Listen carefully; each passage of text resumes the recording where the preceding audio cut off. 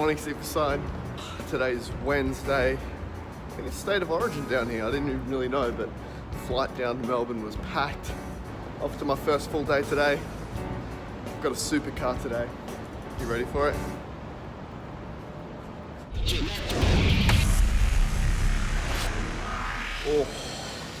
Oh, nothing but the best here. Today should be good. We're doing a fair bit of strategy work. Now's a really good time to be doing that. Didn't bring the camera, so it's off the old iPhone. But yeah, I'm really pumped about today. Been working with this company for a year and a bit. And so it's a really good time to reevaluate. They've had a fantastic year. They're on to a record.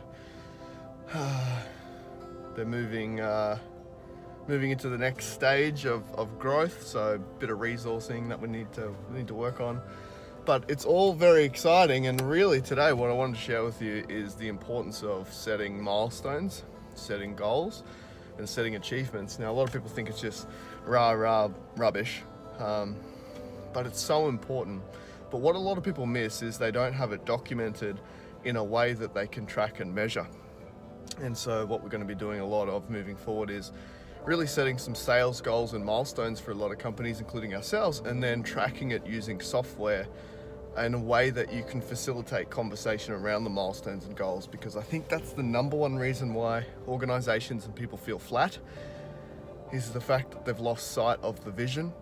They may not have a vision, and it's not being spoken about often or facilitated in a way that creates change and makes you actually do stuff. So it's pretty exciting.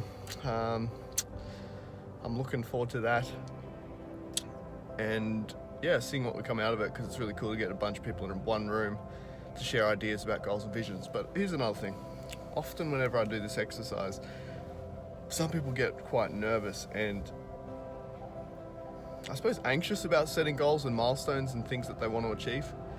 And I think it all comes down to fear of being made a fool of, fear of failure, and massive levels of just anxiety around it.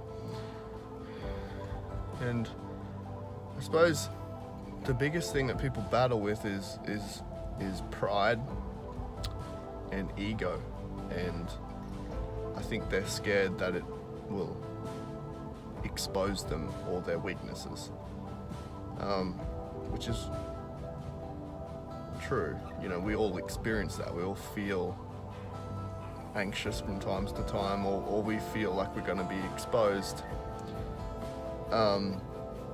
But what's really interesting is this whole opposite effect thing keeps playing out, and even if your weaknesses are exposed, by moving into them and not being afraid of them being exposed, or living with a sense of humility, of openness, of radical transparency, that you find real strength. And it's kind of interesting in that way, that it's all about the opposite. So that's the action plan. Now's a great time to be thinking about goals, thinking about milestones. New financial year coming up quite soon, but walk in humility, lower the ego, be okay with exposing your weaknesses, be okay with just putting it out there and saying, I need help with this, or I don't know it all. Because I know for me personally, it's producing video content it scares me. Honestly, doing the Superside scares me, because I'm showing people more and more of what it is that I am and what I do and how I think, and my fear is that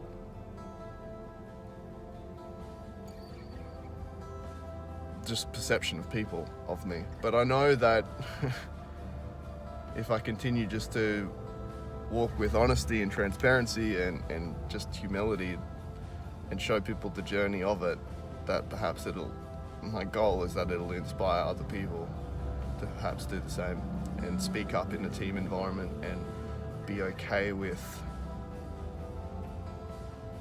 the chip on your shoulder. Honestly, it's the chip on your shoulder. Just let it go.